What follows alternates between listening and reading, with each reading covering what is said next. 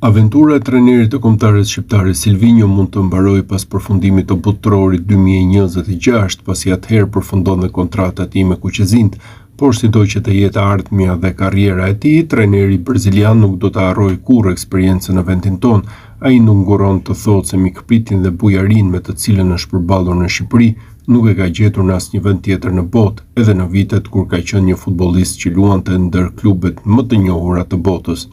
Në një intervistë dhënë për Bola Quadrada në vendlindje, Silvinjo ka shpjeguar mënyrën e veçantë se si është trajtuar në këto vite në Shqipëri, me një status shumë të veçantë edhe nga njerëz të panjohur.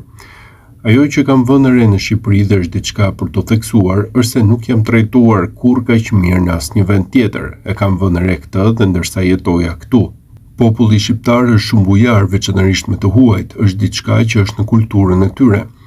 Po arrim rezultate shumë të mira, do të thënë se një kampionat të dytë evropian, tani do të luajmë këtë play-off. Unë jetoj në qytet, por kjo nuk më ka ndodhur kurrë askund tjetër.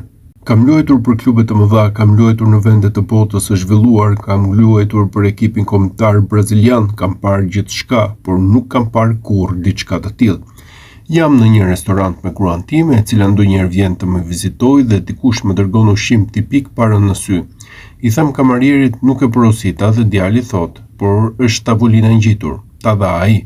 Ka ndodhur disa herë dhe në aeroportin e Frankfurtit me gruan time dhe shumë herë kur duam të ham drek në një vend të caktuar dhe ka gjithmonë një tavolinë të lirë për ne. Ata janë shumë bujar, shumë të kujdesshëm ndaj të huajve. Ata e thanë këtë dhe unë po e përjetoj nga afër. Është e vërtet. Asnjëherë më parë në jetën time nuk kam shkuar në një restorant dhe pa prit mas fatura të jetë paguar. Ka ndodhur në mënyrë diskrete, nga distanca, ata përshëndesin me dorë, postojnë një foto. Me pak fjalë, kjo është një mënyrë që më nxit, shton përgjegjësinë për të bërë më të mirën tonë çdo herë. Është një ekip kombëtar, ti përfaqëson një vend. Pra shkurt, të sjellja popullit shqiptar me të huajt, bujaria është e jashtëzakonshme, tregoi Silvinjo për median braziliane.